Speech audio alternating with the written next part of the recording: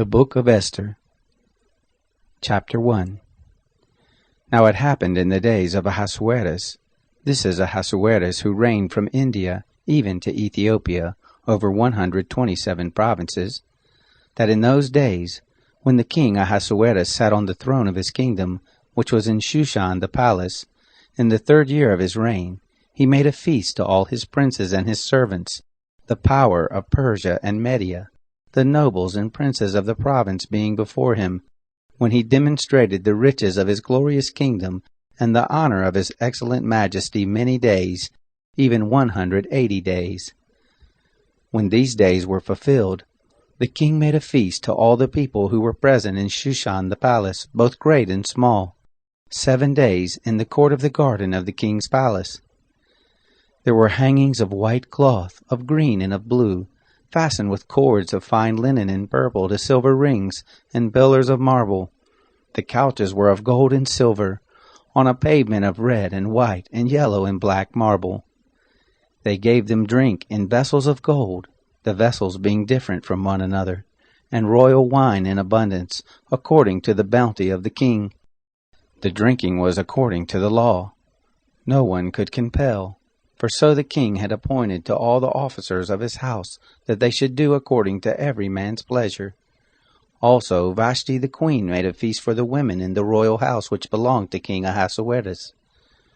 On the 7th day, when the heart of the king was merry with wine, he commanded Mehuman, Biztha, Harbona, Bigtha, and Abagtha, Zethar, and Carcas, the 7 chamberlains who ministered in the presence of Ahasuerus the king, to bring Vashti the queen before the king with the royal crown, to show the peoples and the princes her beauty, for she was beautiful to look on.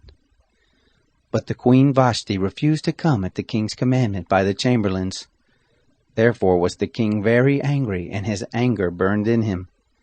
Then the king said to the wise men who knew the times, for so was the king's manner toward all who knew the law and judgment, and the next to him were Carshena, Shesar, Admatha, Tarshish, Meres, Marsina, and Memucan, the 7 princes of Persia and Media, who saw the king's face and sat first in the kingdom. What shall we do to the queen Vashti according to the law, because she has not done the bidding of the king Ahasuerus by the chamberlains? Memucan answered before the king and the princes, Vashti the queen has not done wrong to the king only, but also to all the princes, and to all the peoples who are in all the provinces of the king Ahasuerus. For this deed of the queen will come abroad to all women, to make their husbands contemptible in their eyes, when it shall be reported. The king Ahasuerus commanded Vashti the queen to be brought in before him, but she didn't come. This day will the princesses of Persia and Media who have heard of the deed of the queen say the like to all the king's princes. So there will arise much contempt and wrath. If it please the king, let there go forth a royal commandment from him, and let it be written among the laws of the Persians and the Medes, that it be not altered, that Vashti come no more before King Ahasuerus, and let the king give her royal estate to another who is better than she. When the king's decree which he shall make shall be published throughout all his kingdom, for it is great, all the wives will give to their husbands honor, both to great and small. The saying pleased the king and the princes, and the king did according to the word of Memucan, for he sent letters into all the king's provinces, into every province according to the writing of it, and to every people after their language, that every man should bear rule in his own house, and should speak according to the language of his people. Chapter 2. After these things, when the wrath of King Ahasuerus was pacified, he remembered Vashti, and what she had done, and what was decreed against her. Then said the king's servants who ministered to him, Let there be beautiful young virgins sought for the king, and let the king appoint officers in all the provinces of his kingdom, that they may gather together all the beautiful young virgins to Shushan the palace, to the house of the women, to the custody of Haggai the king's chamberlain, keeper of the women, and let their things for purification be given them, and let the maiden who pleases the king be queen instead of Vashti. The thing pleased the king, and he did so. There was a certain Jew in Shushan the palace, whose name was Mordecai, the son of Jair, the son of Shimei, the son of Kish, a Benjamite, who had been carried away from Jerusalem with the captives, who had been carried away with Jeconiah king of Judah, whom Nebuchadnezzar the king of Babylon had carried away. He brought up Hadassah, who is Esther, his uncle's daughter, for she had neither father nor mother, and the maiden was fair and beautiful. And when her father and mother were dead, Mordecai took her for his own daughter. So it happened, when the king's commandment and his decree was heard, and when many maidens were gathered together to Shushan the palace, to the custody of Haggai, that Esther was taken into the king's house, in the custody of Haggai, keeper of the women. The maiden pleased him, and she obtained kindness of him, and he speedily gave her things for her purification with her portions, and the 7 maidens who were to be given her out of the king's house. And he removed her and her maidens to the best place of the house of the women. Esther had not made known her people nor her relatives, for Mordecai had charged her that she should not make it known. Mordecai walked every day before the court of the woman's house to know how Esther did and what would become of her. Now when the turn of every maiden was come to go in to King Ahasuerus, after it had been done to her as prescribed for the women 12 months, for so were the days of their purification accomplished, 6 months with oil of myrrh, and 6 months with sweet odors, and with the things for the purifying of the women. Then in this way came the maiden to the king. Whatever she desired was given to her to go with her out of the house of the women to the king's house. In the evening she went, and on the next day she returned into the second house of the women, to the custody of Shashgaz, the king's chamberlain, who kept the concubines. She came in to the king no more, except the king delighted in her, and she was called by name. Now when the turn of Esther, the daughter of Abihail, the uncle of Mordecai, who had taken her for his daughter, was come to go into the king, she required nothing but what Haggai, the king's chamberlain, the keeper of the women, appointed. Esther obtained favor in the sight of all those who looked at her. So Esther was taken to King Ahasuerus into his royal house in the 10th month, which is the month Tebeth, in the 7th year of his reign. The king loved Esther above all the women, and she obtained favor and kindness in his sight more than all the virgins, so that he set the royal crown on her head, and made her queen instead of Vashti. Then the king made a great feast to all his princes and his servants, even Esther's feast, and he made a release to the provinces, and gave gifts according to the bounty of the king. When the virgins were gathered together the second time, then Mordecai was sitting in the king's gate. Esther had not yet made known her relatives nor her people, as Mordecai had charged her, for Esther did the commandment of Mordecai, like as when she was brought up with him. In those days, while Mordecai was sitting in the king's gate, 2 of the king's chamberlains, Bigthan and Teresh, of those who kept the threshold, were angry, and sought to lay hands on the king Ahasuerus. The thing became known to Mordecai, who showed it to Esther the queen, and Esther told the king of it in Mordecai's name. When inquisition was made of the matter, and it was found to be so, they were both hanged on a tree, and it was written in the book of the Chronicles before the king. Chapter 3. After these things did King Ahasuerus promote Haman the son of Hammedatha the Agagite, and advance him, and set his seat above all the princes who were with him. All the king's servants who were in the king's gate bowed down and did reverence to Haman, for the king had so commanded concerning him. But Mordecai didn't bow down nor do him reverence.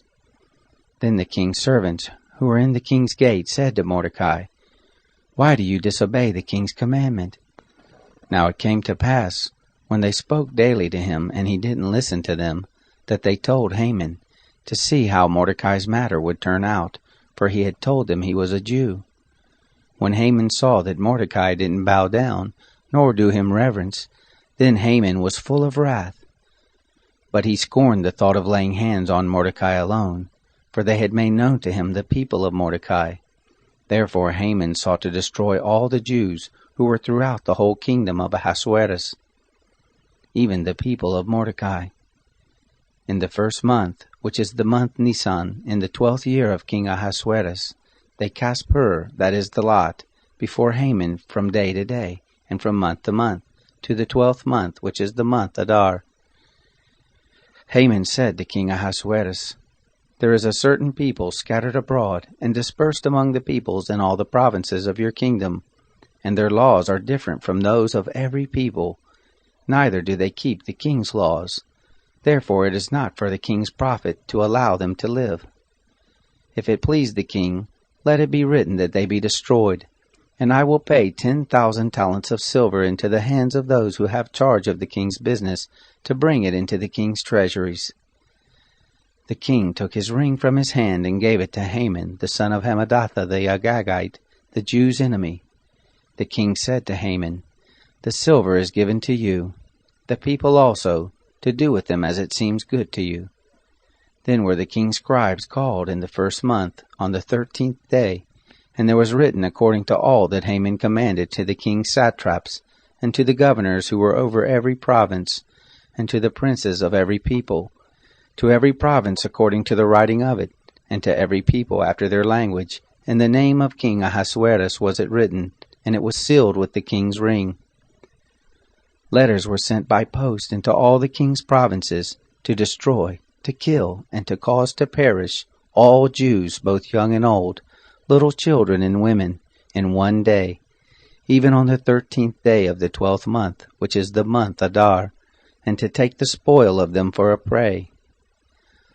A copy of the writing, that the decree should be given out in every province, was published to all the peoples, that they should be ready against that day. The post went out in haste by the king's commandment, and the decree was given out in Shushan the palace. The king and Haman sat down to drink, but the city of Shushan was perplexed. Chapter 4. Now when Mordecai knew all that was done, Mordecai tore his clothes, and put on sackcloth with ashes, and went out into the midst of the city, and cried with a loud and a bitter cry. And he came even before the king's gate, for none might enter in within the king's gate clothed with sackcloth. In every province, wherever the king's commandment and his decree came, there was great mourning among the Jews, and fasting, and weeping and wailing, and many lay in sackcloth and ashes. Esther's maidens and her chamberlains came and told her, and the queen was very grieved, and she sent clothing to clothe Mordecai, and to take his sackcloth from off of him, but he didn't receive it. Then Esther called for Hathach, one of the king's chamberlains, whom he had appointed to attend on her, and charged him to go to Mordecai, to know what this was and why it was. So Hathach went forth to Mordecai, to the broad place of the city, which was before the king's gate. Mordecai told him of all that had happened to him, and the exact sum of money that Haman had promised to pay to the king's treasuries for the Jews to destroy them.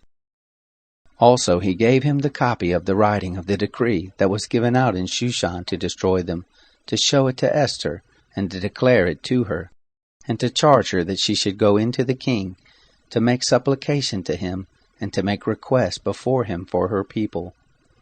Hathach came and told Esther the words of Mordecai.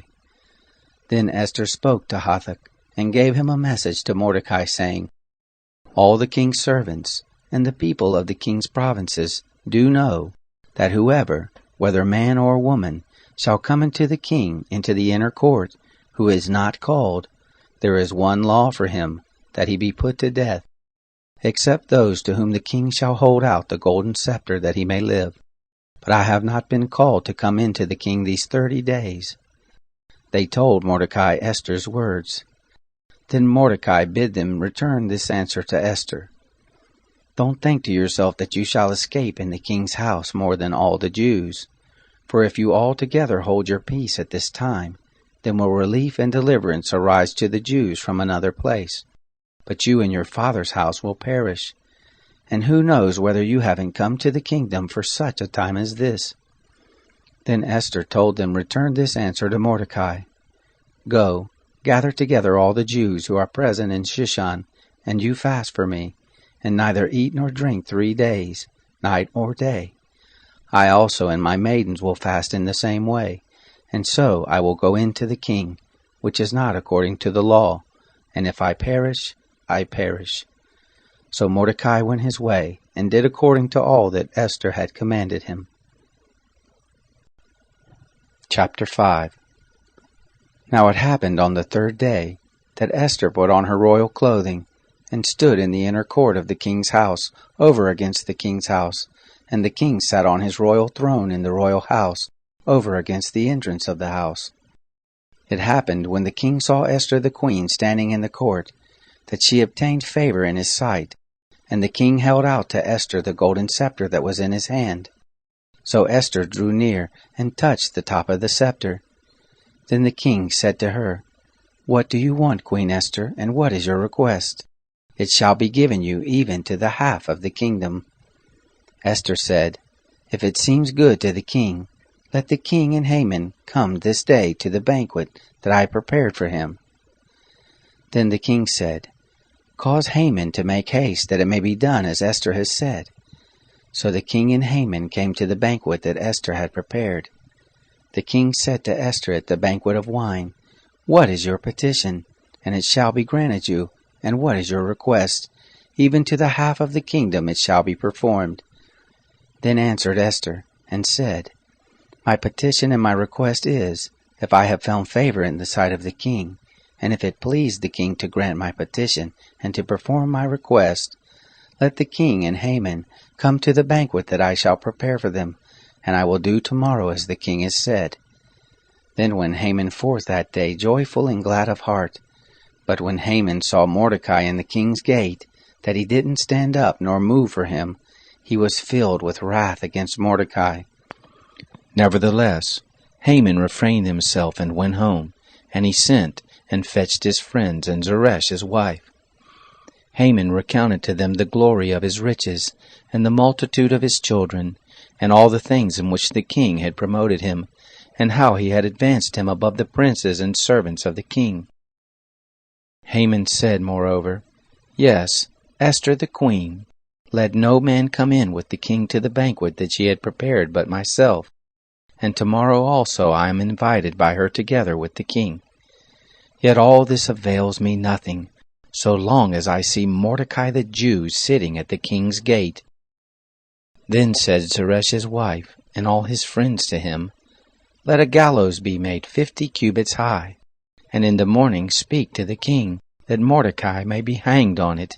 Then you go in merrily with the king to the banquet." The thing pleased Haman, and he caused the gallows to be made. Chapter 6. On that night the king couldn't sleep, and he commanded to bring the book of records of the Chronicles, and they were read before the king. It was found written that Mordecai had told of Bigthana and Teresh, 2 of the king's chamberlains of those who kept the threshold, who had sought to lay hands on the king Ahasuerus. The king said, "What honor and dignity has been bestowed on Mordecai for this?" Then the king's servants who ministered to him said, "Nothing has been done for him." The king said, "Who is in the court?"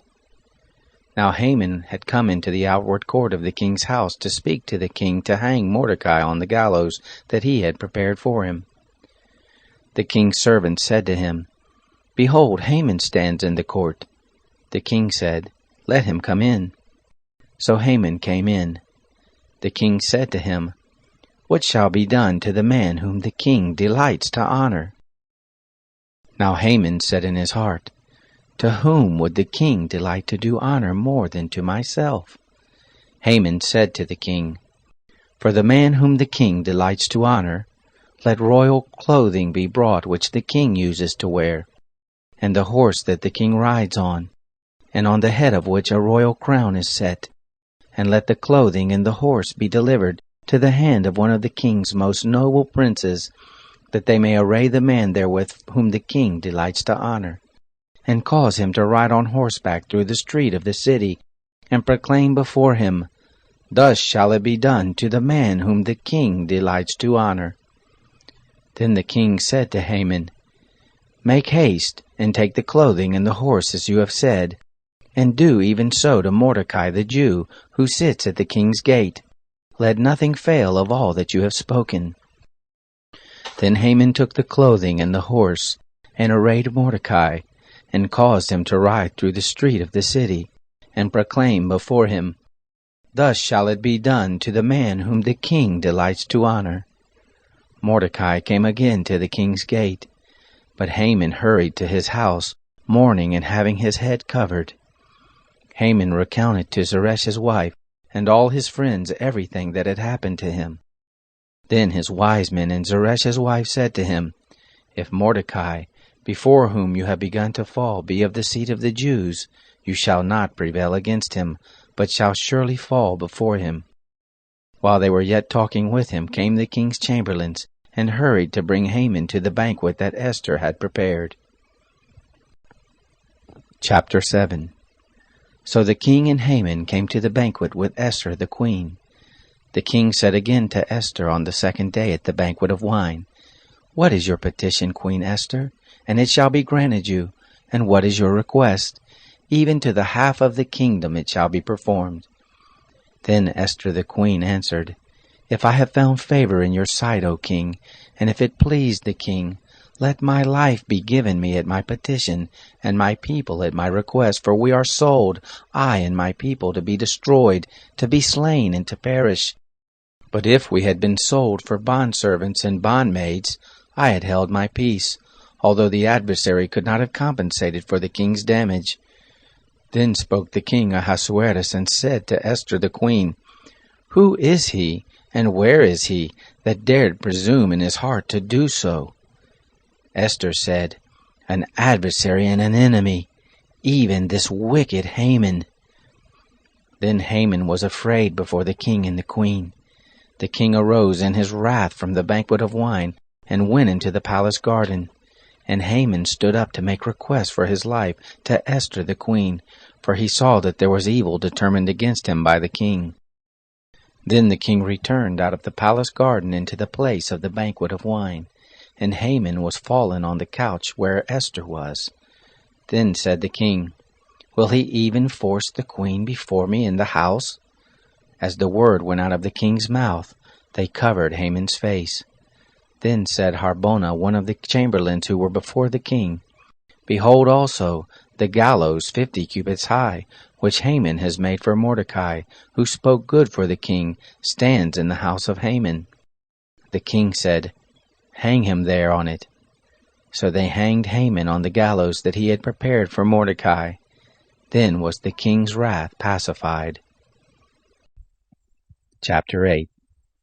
On that day did the king Ahasuerus give the house of Haman the Jew's enemy to Esther the queen. Mordecai came before the king, for Esther had told what he was to her. The king took off his ring, which he had taken from Haman, and gave it to Mordecai. Esther set Mordecai over the house of Haman. Esther spoke yet again before the king, and fell down at his feet, and begged him with tears to put away the mischief of Haman the Agagite, and his device that he had devised against the Jews. Then the king held out to Esther the golden scepter. So Esther arose and stood before the king. She said, "If it please the king, and if I have found favor in his sight, and the thing seem right before the king, and I be pleasing in his eyes, let it be written to reverse the letters devised by Haman, the son of Hammedatha the Agagite, which he wrote to destroy the Jews who are in all the king's provinces. For how can I endure to see the evil that shall come to my people? Or how can I endure to see the destruction of my relatives?" Then the king Ahasuerus said to Esther the queen and to Mordecai the Jew, "See, I have given Esther the house of Haman, and him they have hanged on the gallows, because he laid his hand on the Jews. Write you also to the Jews as it pleases you, in the king's name, and seal it with the king's ring, for the writing which is written in the king's name, and sealed with the king's ring, may no man reverse." Then were the king's scribes called at that time, in the 3rd month Sivan, on the 23rd day, and it was written according to all that Mordecai commanded to the Jews, and to the satraps, and the governors and princes of the provinces which are from India to Ethiopia, 127 provinces, to every province according to the writing of it, and to every people after their language, and to the Jews according to their writing and according to their language. He wrote the name of King Ahasuerus, and sealed it with the king's ring, and sent letters by post on horseback, riding on swift steeds that were used in the king's service, bred of the stud, in which the king granted the Jews who were in every city to gather themselves together, and to stand for their life, to destroy, to kill, and to cause to perish all of the power of the people in province that would assault them, their little ones and women, and to take the spoil of them for a prey, on one day in all the provinces of King Ahasuerus, namely, on the 13th day of the 12th month, which is the month Adar. A copy of the writing, that the decree should be given out in every province, was published to all the peoples, and that the Jews should be ready against the day to avenge themselves on their enemies. So the post who rode on swift steeds that were used in the king's service went out, being hurried and pressed on by the king's commandment, and the decree was given out in Shushan the palace. Mordecai went forth from the presence of the king in royal clothing of blue and white, and with a great crown of gold, and with a robe of fine linen and purple, and the city of Shushan shouted and was glad. The Jews had light and gladness, and joy and honor. In every province, and in every city, wherever the king's commandment and his decree came, the Jews had gladness and joy, a feast and a good day. Many from among the peoples of the land became Jews, for the fear of the Jews was fallen on them. Chapter 9. Now in the 12th month, which is the month Adar, on the 13th day of the same, when the king's commandment and his decree drew near to be put in execution, on the day that the enemies of the Jews hoped to have rule over them, whereas it was turned to the contrary, that the Jews had rule over those who hated them, the Jews gathered themselves together in their cities throughout all the provinces of the king Ahasuerus, to lay hand on such as sought their hurt, and no man could withstand them, for the fear of them was fallen on all the peoples. All the princes of the provinces, and the satraps and the governors, and those who did the king's business helped the Jews, because the fear of Mordecai was fallen on them. For Mordecai was great in the king's house, and his fame went forth throughout all the provinces, for the man Mordecai grew greater and greater. The Jews struck all their enemies with the stroke of the sword, and with slaughter and destruction, and did what they would to those who hated them.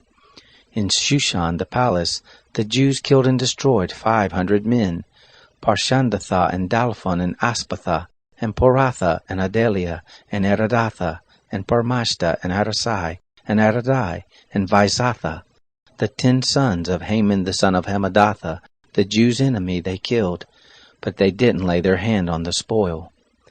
On that day the number of those who were slain in Shushan the palace was brought before the king. The king said to Esther the queen, "The Jews have slain and destroyed 500 men in Shushan the palace, and the 10 sons of Haman. What then have they done in the rest of the king's provinces? Now what is your petition? And it shall be granted you, or what is your further request? And it shall be done." Then said Esther, "If it please the king, let it be granted to the Jews who are in Shushan to do tomorrow also according to this day's decree, and let Haman's 10 sons be hanged on the gallows." The king commanded it so to be done, and a decree was given out in Shushan, and they hanged Haman's 10 sons. The Jews who were in Shushan gathered themselves together on the 14th day also of the month Adar, and killed 300 men in Shushan, but they didn't lay their hand on the spoil. The other Jews who were in the king's provinces gathered themselves together, and stood for their lives, and had rest from their enemies, and killed of those who hated them 75,000, but they didn't lay their hand on the spoil. This was done on the 13th day of the month Adar, and on the 14th day of the same they rested, and made it a day of feasting and gladness. But the Jews who were in Shushan assembled together on the 13th day of it, and on the 14th day of it, and on the 15th day of the same they rested, and made it a day of feasting and gladness. Therefore do the Jews of the villages who dwell in the unwalled towns make the 14th day of the month Adar a day of gladness and feasting, and a good day, and of sending portions one to another. Mordecai wrote these things, and sent letters to all the Jews who were in all the provinces of the king Ahasuerus, both near and far, to enjoin those that they should keep the 14th day of the month Adar, and the 15th day of the same yearly, as they should make them days of feasting and gladness, and of sending portions one to another, and gifts to the needy. The Jews undertook to do as they had begun, and as Mordecai had written to them, because Haman the son of Hammedatha the Agagite, the enemy of all the Jews, had plotted against the Jews to destroy them, and had cast pur, that is the lot, to consume them and to destroy them. But when the matter came before the king, he commanded by letters that this wicked device, which he had devised against the Jews, should return on his own head, and that he and his son should be hanged on the gallows. Therefore they called these days Purim, after the name of Pur. Therefore, because of all the words of this letter, and of that which they had seen concerning this matter, and that which had come to them, the Jews ordained and took on them and on their seed, and on all such as joined themselves to them, so that it should not fail, that they would keep these 2 days according to the writing of it, and according to the appointed time of it every year, and that these days should be remembered and kept throughout every generation, every family, every province, and every city, and that these days of Purim should not fail from among the Jews, nor the memory of them perish from their seed. Then Esther the queen, the daughter of Abihail, and Mordecai the Jew, wrote with all authority to confirm this second letter of Purim. He sent letters to all the Jews, to the 127 provinces of the kingdom of Ahasuerus, with words of peace and truth, to confirm these days of Purim in their appointed times, according as Mordecai the Jew and Esther the queen had enjoined them, and as they had ordained for themselves and for their seed, in the matter of the fastings and their cry. The commandment of Esther confirmed these matters of Purim, and it was written in the book. Chapter 10. The king Ahasuerus laid a tribute on the land and on the isles of the sea. All the acts of his power and of his might, and the full account of the greatness of Mordecai, whereunto the king advanced him, aren't they written in the book of the Chronicles of the kings of Media and Persia? For Mordecai the Jew was next to King Ahasuerus, and great among the Jews, and accepted of the multitude of his brothers, seeking the good of his people, and speaking peace to all his seed.